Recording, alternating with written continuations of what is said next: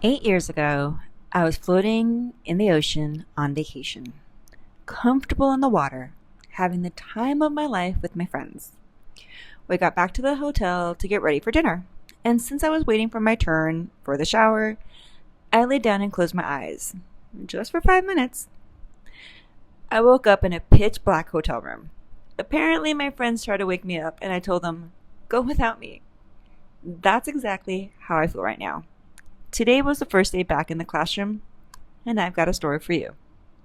Welcome back to the Veteran Teacher Files. I'm the Dragon Lady, and today we're doing a full walkthrough of day one, the wins, the mess ups, and everything in between.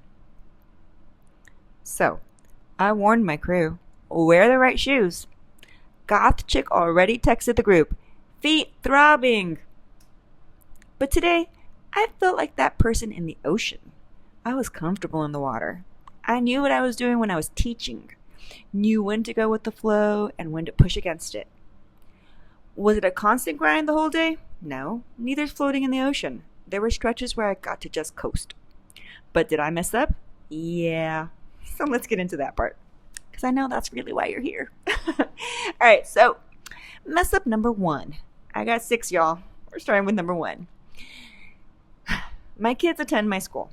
I'm a parent and a teacher. And my TK student showed up 30 minutes late to the first day of school. Yeah. Why? Because my district bombards us with messages all day, every day. Not a joke. I get text messages, emails, dojo class messages from the teacher and from the school. So text alerts, classroom apps, Parent Square, Peach Jar, Parent View, Synergy, everything. Everything. I don't even know where to check anymore. There's so much information coming at us constantly that, yeah, I guess I missed one. Yay me. Mess up number 2. So the last time I did middle school, I had prep before lunch. I never saw the kids go into the cafeteria. And at the last site where I was just at, like a few months ago, that was a TK-12. And those middle schoolers just kind of like dismissed themselves. I mean, they didn't just like get up and walk out the room. The teacher obviously dismissed them, but they walked themselves to whatever cafeteria, taco truck, or whatever they were doing, because that site did have taco trucks. So, what did I do today? I said, okay guys, it's lunchtime. I'll see you later. I opened the door and I said, guys, have a great lunch. Bye. Now, I don't know why. I was totally planning to just like hang out and start my lunch, but I decided, you know what, I'm gonna walk with them. I just want to make sure they actually walk like I just told them to. This is the first day of school and these are middle schoolers. So I am walking and there's kind of a group with me and we're chit-chatting and we're just walking in a group. And I'm almost halfway to the cafeteria when I start to hear the yelling. Who's yelling? Not my students. Adults. There's a yard duty and a teacher, and they're yelling at my students. Where's your teacher? Why are you running? Where's your teacher? Why aren't you with your teacher? All right. First off, they weren't running. I was watching them. They were doing that fast walk that kind of looks like a runner because these kids are like 5'8" already.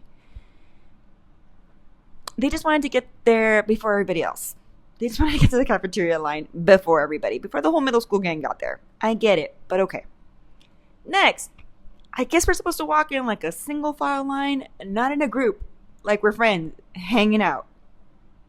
So what did I have to do? After those kids got yelled at and got sent back to go walk with their teacher, and after I stopped my class, I was like, hey guys, I'd apologize. Like, hey, I'm sorry. I didn't know this was a rule here. I didn't know I'm supposed to walk you guys to lunch and have you guys actually walking in a straight, quiet line. So, yeah, let's do this now. So here I am practicing lining up my 8th graders as the other classes are now walking past us on their way to lunch. Looking like I had to reprimand my students when really, no, we just didn't know. Dang it. My bad. Mess up number 3. All right. So after lunch, I have this activity for my students, and midway through the activity, the principal walks in. That's not a big deal. It's the first day of school. But 2 things happen at once. This is a no cell phone district. This is a no cell phone school. And yeah, my classroom is a no cell phone school. but I let my kids take out their cell phones today. Yeah. Okay, let me tell you why. So they were decorating this name tag thing, and I had written their name in block letters. They colored it in, but they had all this empty space around it. And I told them, I want you to please fill it in and decorate it with things that you like or that represent you, or leave it blank if you're not an artist and you just want to write something in the back. Okay, it's an opportunity for me to get to know them. I had a couple of kids, not everybody, a couple of kids who asked me, hey, can I take out my phone to see a picture of Spider-Man? Somebody else want to take a picture or look at one of those pushkin or plushkins? I don't know, this little cat squishy looking thing. I was like, yeah, sure, okay. And I told them, here's my rule. No cell phones at school, you guys know that. So leave your phone on the table. It has to be visible. I don't want to see your fingers typing. And yeah, we don't have Chromebooks yet. Our Chromebook cart is locked. That's on my to-do list. Where's the key to that? So yeah, go ahead, guys. However, at that moment, the principal walks in. She sees 3 or 4 cell phones out and an immediate reaction. Phones, hand them over. Like, whoa. So I stepped in and I was like, whoa, I gave them permission. One kid went as white as it goes, did not like that, put his cell phone away, and didn't take it out even afterwards when I told him, yeah, no, it's okay, you have my permission. So yeah, that was a little awkward. But that leads me to mess up number 4.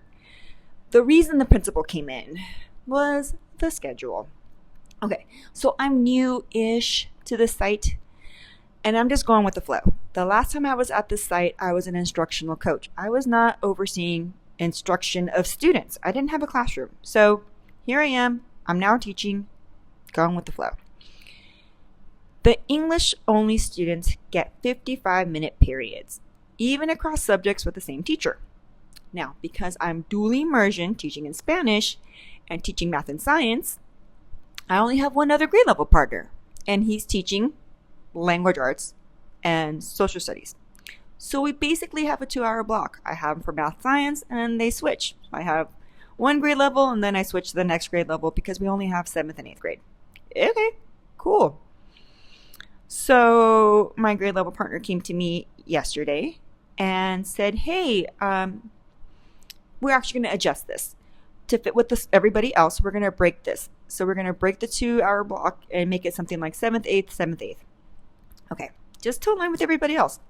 Fine, not a big deal. Just tell me what to do.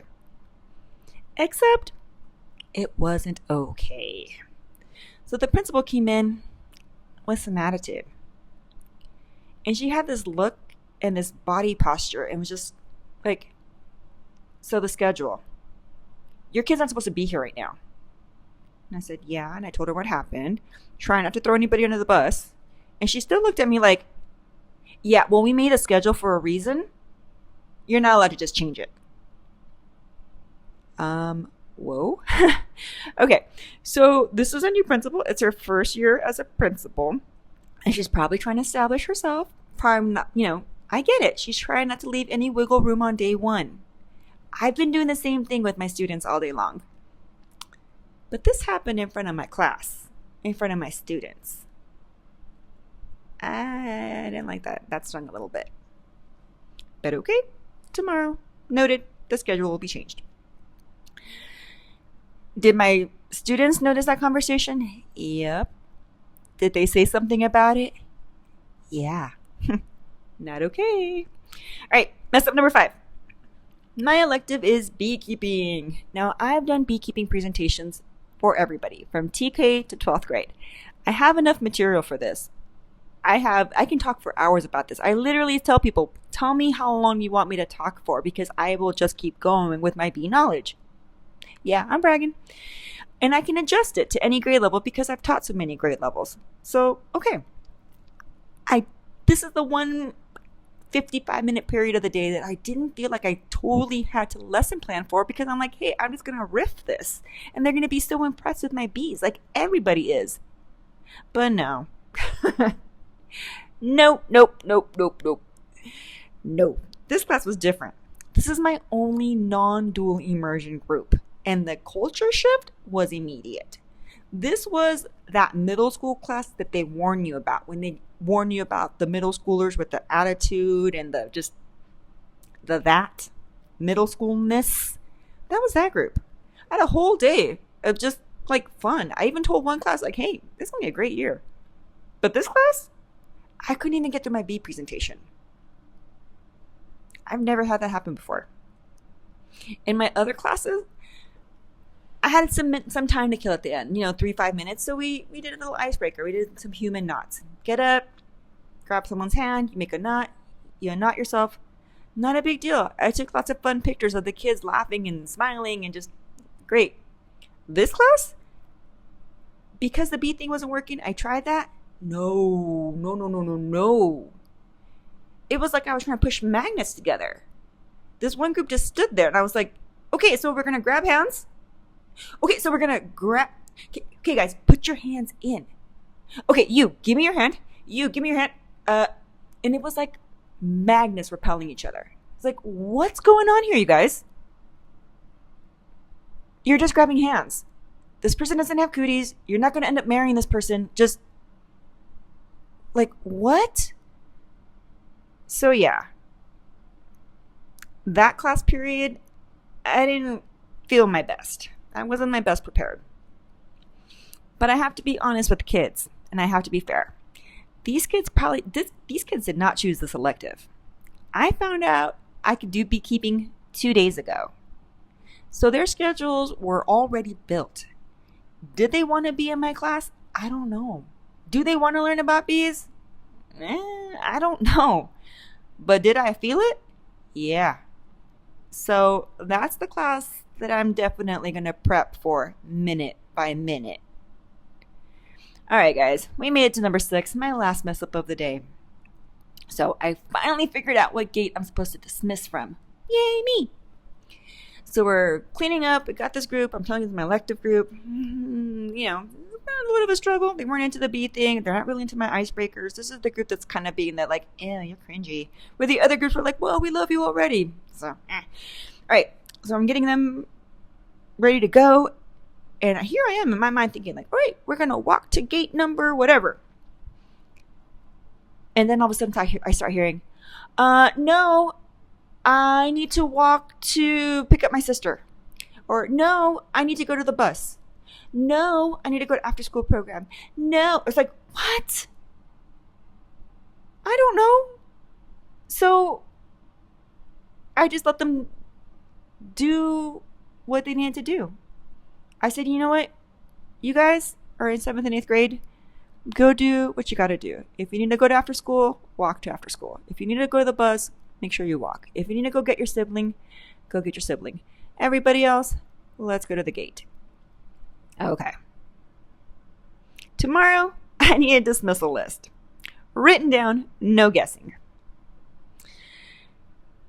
After school, I'm catching up with some of my partners, and I heard that some students were running around after dismissal. Were they my students? I don't know. I was told that they weren't, but I don't know if that's the truth or if that was just kindness. At some point, you just have to let middle schoolers be middle schoolers. But apparently at this site, there's been a real issue between 7th and 8th graders. They don't even eat lunch together. They don't even dismiss from the same gate. So whatever's happened in the past while I was gone, I'm clearly walking into something because there's a lot more oversight than I remember.